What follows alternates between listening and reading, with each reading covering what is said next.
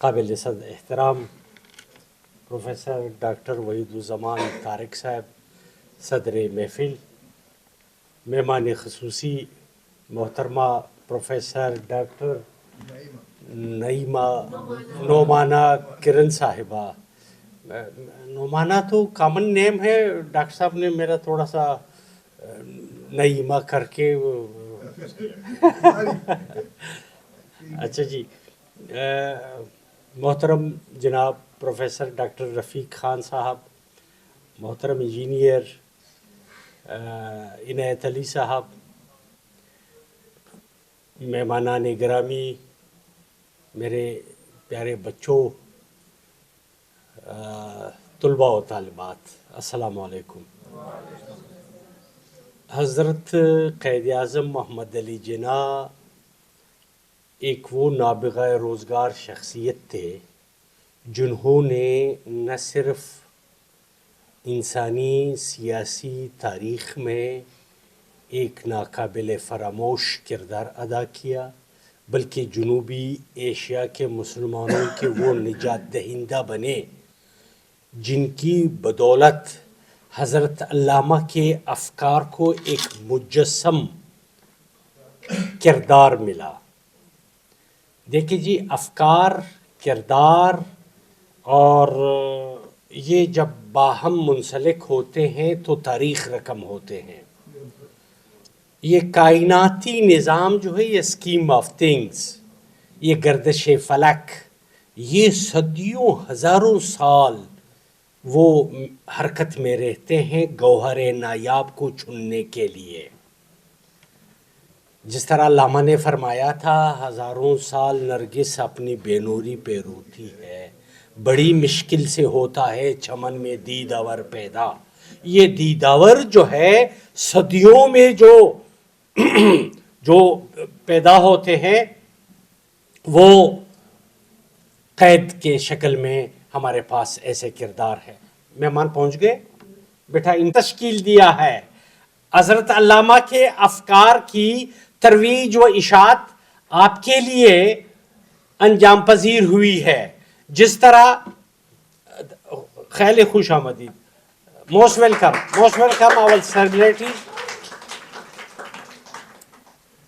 Please have a set.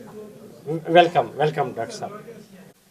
تو اس وقت قائد نے بتایا تھا اپنے سرجن کو کہ اس راز کا پتہ کسی کو نہیں چلنا چاہیے، یہ میرے اور آپ کے درمیان کانفیڈنشل رہے گا، اور اس کو تجیری میں لاک کر کے اس راز کو چھپایا.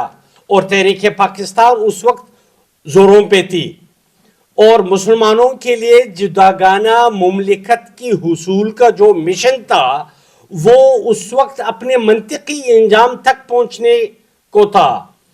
تو حالانکہ انگریز ایک بھارت کے نام سے ایک سلطنت بنانا چاہ رہے تھے، لیکن مسلمانوں کی جداگانہ حیثیت، خطبہ الہ آباد،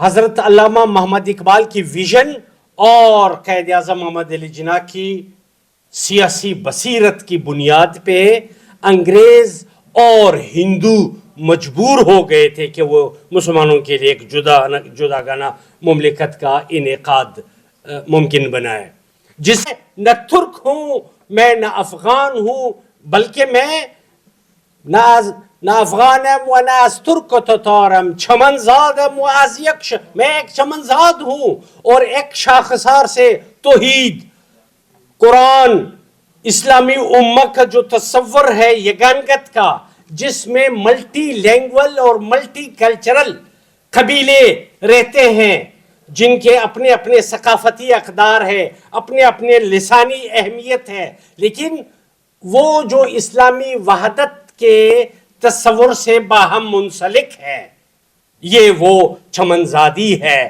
جو چمن زادم و از یک شاخسارم، تمیز رنگ و بو بر ما حرام است کہ ما پرورده یک نوبہارم. میں تو اس قوم کا نمائندہ ہوں جو ایک توحید کی صدا پہ بلا تفریق شرق و غرب، رنگ و نسل و نژاد وہ ایک ہی اللہ اکبر سے محو سجود ہوتے ہیں، ایک ہی اللہ اکبر سے محو قیام ہوتے ہیں. یہ وہی وحدت ہے، یہ وہی یگانگت ہے.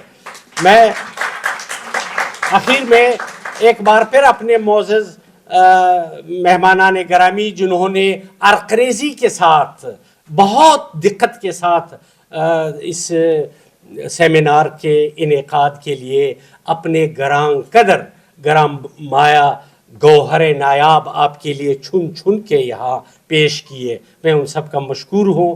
اور خصوصاً ڈاکٹر صاحب تو ماشاءاللہ بہرے بے کراں ہیں، جب بولنے لگتے ہیں تو چٹ کے بغیر ان کو سٹیج سے اترنا، بلکہ انہوں نے ہمیں رہنمائی فرمائی ہے کہ ہمیں چٹ دیا کرے تو میں اتروں گا. اور ساتھ ہی ڈاکٹر صاحبہ جو اس وقت ڈائریکٹر پاکستان اسٹڈی سینٹر ہے یونیورسٹی آف پنجاب میں، ڈاکٹر نعمانہ کرن صاحبہ، ماشاءاللہ اللہ نے جتنی علمی بصیرت سے نوازا ہے، جتنے نسل نو کی جو تعلیمی ابیاری جس مقدس جذبے کے ساتھ انجام دے رہی ہے، میں ان کا تہ دل سے مشکور ہوں کہ وہ پہلی بار یہاں آئی ہے. اور استاد محترم تو جب میں چھٹی ساتویں جماعت میں Quetta Balochistan text book board کے کئی کتب کے مصنفین میں پروفیسر رفیق احمد خان صاحب کا نام میں وہاں دیکھتا آ رہا ہوں. تو ابھی جوان سے جوان تر بنتے جا رہے ہیں بلحاظ عزم و ارادہ. بلکہ پچھلے ہفتے 2 مسودات مجھے اقبال اکیڈمی آف پاکستان سے اشاعت کے لیے پیش کر چکے ہیں. تو خدا کرے زور قلم اور زیادہ. اور مہمانان گرامی کا ذرا آپ سے مختصر تعارف کراتا چلوں. ہمارا آج ایک ایونٹ تھا کہ ترکی زبان میں حضرت علامہ پہ جتنا کام ہوا ہے، بیٹا یہ ضرور دیکھیے کہ آپ کے قومی شاعر کو خدا نے کس منصب سے نوازا ہے، کس فکری مقام، عظمت، شوقت سے نوازا ہے کہ جغرافیے سے ماورا ہو کے ترک قلم لے کے حضرت علامہ کے فکری بصیرت کے گوہر نایاب تلاش کر رہے ہیں. ایران کا رائٹر وہاں بیٹھ کے مشہد اور تہران میں وہ فکر اقبال کے مختلف گوشوں کو دریافت کر رہا ہے. افغانستان کا رائٹر کابل، میمنہ، کندہار میں بیٹھ کے اقبال کے گوہر نایاب کو تلاش کرنے میں مصروف ہے. سمرقند، کھیوا، بخارا اور وہاں جائے سینٹرل ایشین کنٹریز میں، وہاں نوجوان از خواب گراں خیز وہ اٹھ چکے ہیں اور حضرت علامہ کے بحر فکر میں غوطزن ہو کے حضرت علامہ کے فن و فکر پہ وہاں مقالات لکھ رہے ہیں.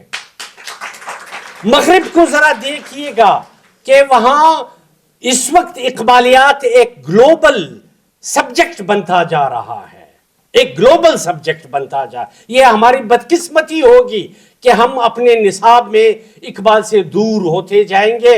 اور خدا نخواستہ میں اس دن سے ڈر رہا ہوں کہ جب لاہور میں صرف مزار اقبال ہی رہے، بلکہ فکر اقبال ترکوں نے سے لگایا ہوگا، افغانوں نے لگایا ہوگا اور سینٹرل ایشین کنٹریز نے لگایا ہوگا. ہمیں اقبال کو نگلنا چاہیے، ہمیں اقبال کو اپنے رگ و رشے میں پنپنے کی ضرورت ہے تاکہ ہم فکر اقبال کی. جناب درویش باش توق صاحب تشریف لائے ہیں جو آج ابھی آپ کے ساتھ ہمارے ترکی زبان میں حضرت علامہ کی تشریف آوری کا مشکور ہوں. جزاک اللہ.